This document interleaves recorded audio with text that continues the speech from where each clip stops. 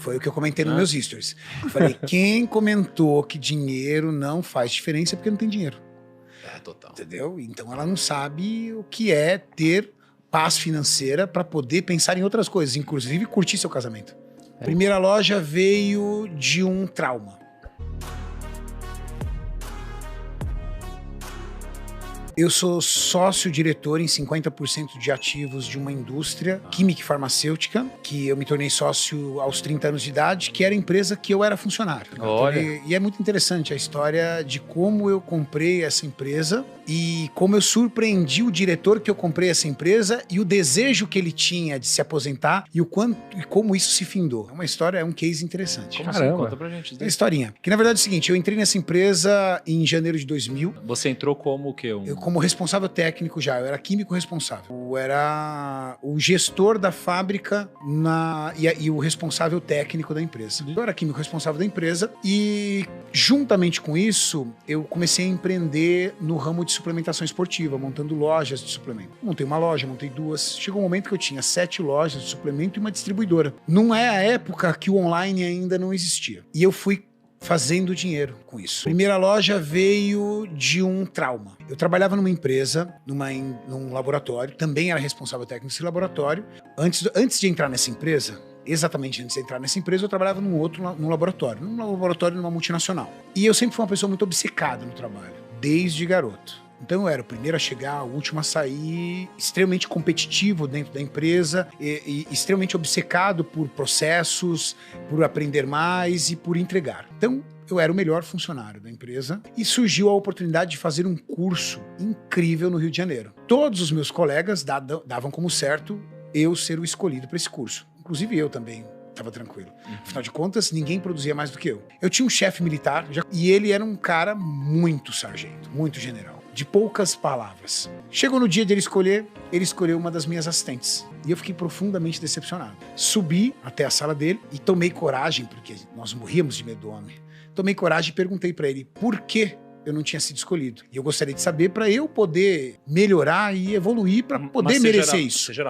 E aí ele virou para mim e falou assim, eu não posso ficar sem você aqui no laboratório. As coisas aqui não vão funcionar sem você. E aí eu falei assim, poxa, meu futuro não tá aqui. Aqui não tá meu futuro. Desci, chorei feito uma criança no banheiro, porque ele destruiu meu projeto. Meu projeto era construir uma carreira ali e empreender ali. Saí e eu tinha um filho de 5 meses, cara. Morava de aluguel, fudido. Fui lá no outro dia pedir demissão. E aí, cheguei em casa e aquele terror, né? Todo mundo queria me matar, tudo tal, pela minha atitude e tudo. Bom, ele me ligou, pediu pra eu voltar e falou assim, olha, se você treinar alguém pro teu lugar, porque ele começou a ficar perdido. Essa é a vantagem quando você também vai assumindo processos, né? Você vai assumindo o processo dentro da empresa, a empresa gera uma dependência de você. A empresa tinha uma dependência do meu trabalho muito grande. Ele falou, se você treinar alguém pro seu lugar, eu demito você e você tem aí todas as suas rescisões e todos os seus direitos trabalhistas em mãos. Ok, treinei alguém pro meu lugar, demorou aproximadamente 30 dias, recebi R$4.500. Esses R$4.500 viraram uma primeira loja. Abri a loja com R$4.500 e entrei nessa empresa. Nossa, mas naquela que época, eu sou sócio. Naquela época, 4 mil... Devia ser equivalente hoje a uns R$25.000. Montei Você a loja. Virou um químico ali? Aí eu trabalhava na outra empresa. Uhum. Então, o dinheiro da loja, eu fui abrindo outras lojas. A ideia de montar a loja era porque eu conhecia desse mercado. Eu entendia disso. Já treinava desde os meus 16 anos de idade. Consumia suplementação. E entendia o que as pessoas queriam na suplementação esportiva. E eu acreditava. Eu entendia daquilo. E consegui identificar um local que eu via potencial para poder ter um comércio desse ramo. Pelo volume de academias que tinha e pela falta de uma loja nesse segmento. E aí montei a primeira loja, trabalhando na empresa, deixava o dinheiro lá, montei a segunda loja, montei a terceira loja. E cada loja que eu montava, eu fazia um mapeamento de todos os locais, da forma, da capacidade de retorno que aquele local tinha para o comércio. Chegou um momento que eu tinha 7 lojas e tinha uma distribuidora. O que é uma distribuidora? Eu comprava grande quantidade de produto das fábricas e vendia para lojas pequenas que não tinham ticket para comprar direto da fábrica, porque a fábrica exige um faturamento mínimo. Então eu colocava uma margem muito baixa, só que melhorava muito meu poder de compra dentro da fábrica. E melhorando meu poder de compra dentro da fábrica, eu tinha lucratividade nas lojas. Então meus preços eram mais baixos, com margem de lucratividade equivalente ao meu concorrente, mas meu concorrente não conseguia pegar. Por quê? Porque a minha cadeia de distribuição sustentava esse ecossistema. E aí eu fui girando e fui guardando dinheiro. Em 2008, o meu então diretor negociou 50% da fábrica dele com o grupo alemão. Só que, salvo por uma cláusula contratual, do contrato social, a minha sócia, ela teve a oportunidade de entrar nessa briga e impedir essa venda. Porque dentro do contrato social, noteava que ela tinha que concordar com a empresa que estaria assumindo os outros 50%. E ela conseguiu virar o jogo para o meu lado. Só que o meu diretor, na época, ele não entendia, ele não sabia, ele não aceitava que eu teria dinheiro para isso. Afinal de contas, eu era funcionário dele. Ele não tinha noção das outras atividades que eu tinha. E eu sentei para negociar com ele e eu tinha boa parte do capital. Você lembra quanto que foi na época que você pagou aí por 50% do negócio? Eu lembro. Foi alguns milhões. Mas o mais interessante é que a minha vida aconteceu tudo muito rápido. Com 20 anos de idade, 20, 21 anos de idade, eu tinha coleção de cheques sem fundo para poder dar conta da faculdade. Eu lembro de uma época eu sentar e contar, do Banco Real. Eu tinha 68 cheques sem fundo. Nossa, mas... Cheque sem fundo, você disse que você tinha passado ou que você não tinha recebido? Cheque sem fundo que eu tinha passado mesmo, caloteiro mesmo. Ou Sim, seja, eu tava isso. quebrado. Tá. Com 20 anos eu tinha 68 cheques sem fundos. Com 24 anos, eu já tinha toda a minha vida estabilizada. Com 27 anos, eu consegui juntar o meu primeiro milhão. Com 30 anos, eu já tinha alguns milhões para comprar os 50% da fábrica. Você fez seu primeiro Muito milhão com rápido. 27. 27. Por que você fez seu primeiro milhão com 27? Por causa das lojas. As lojas, elas Foram que as te deram lojas, esse... não foi o salário. Aham. O salário... Chegou um momento que as minhas lojas eram tão fortes, e a minha distribuidora tão forte, que eu sentava com os meus amigos e eles falavam assim, cara, não entra na minha cabeça porque você continua funcionário dessa empresa. Não entra, não tinha sentido. Tipo, você não podia virar sócio, crescer lá dentro, era um negócio mais... O seu chefe tava meio te sabotando ali. Na verdade, não era nem que o meu chefe estava me sabotando. Na verdade, dentro da empresa, eu era um funcionário. E, teoricamente, não me alçava a ideia de me tornar sócio. Isso foi muito rápido. Mas o mais interessante foi o pensamento do meu diretor. Durante anos da sua vida, ele sonhou em se aposentar aos 60 anos. Ele falava, 60 anos, eu não trabalho mais. E todo dia ele fazia um xizinho no calendário vivo. Quando ele vendeu a fábrica para mim, ele tinha 58 para 59 anos. Ele fazia em junho, ele vendeu a fábrica para mim em março. Entramos num acordo, paguei uma parte, tive que vender uma parte das lojas para poder pagar ele. Então também fui criticado pra caramba pelos meus amigos que eu tava com um ramo da suplementação esportiva extremamente consolidado e eu queimei. Saí queimando para poder comprar a fábrica. Eu consegui Que ano ver... que foi isso daí? 2008. Tá.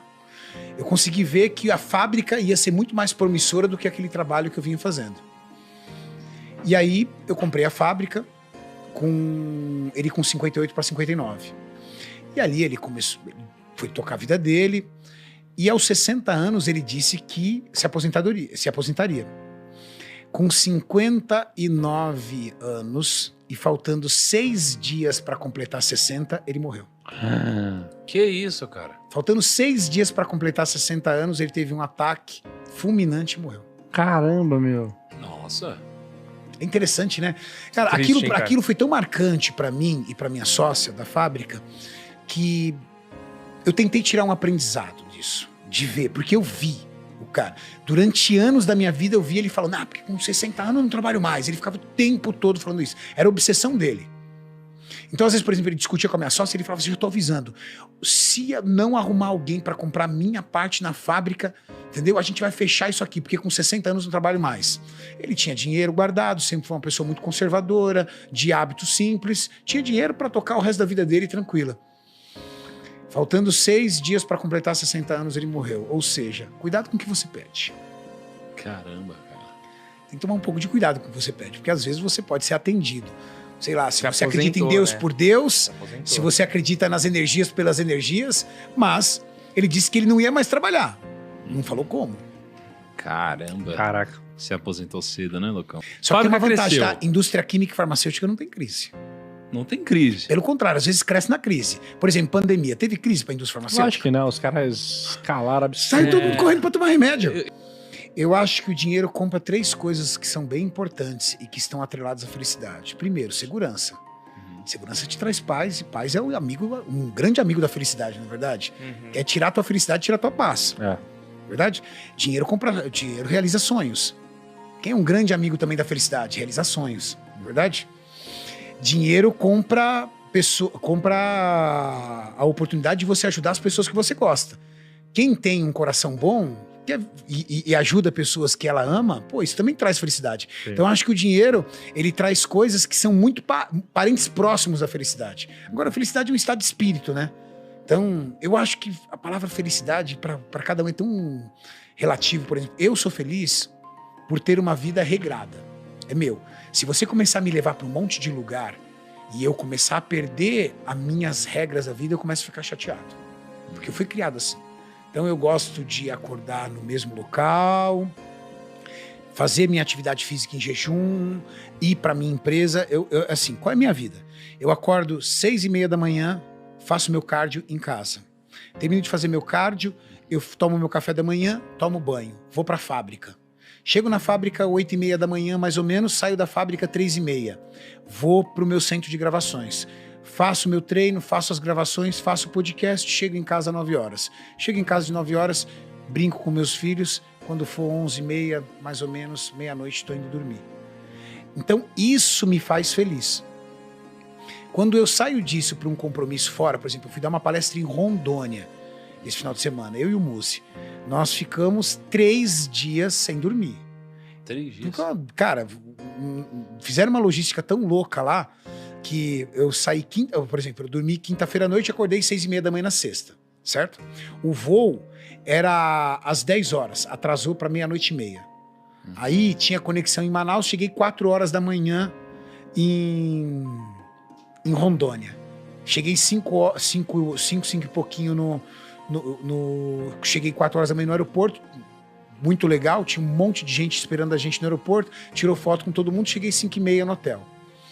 Cheguei em 5:30 no hotel, subi, tomei banho, me troquei e desci para tomar café.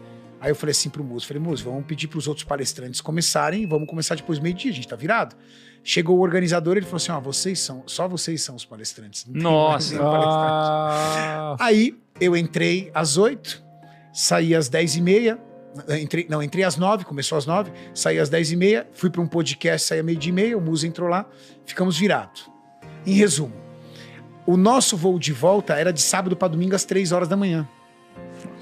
Meu Deus. Eu cheguei em casa 12:30. Quando eu cheguei em casa 12:30, minha família estava na casa de praia.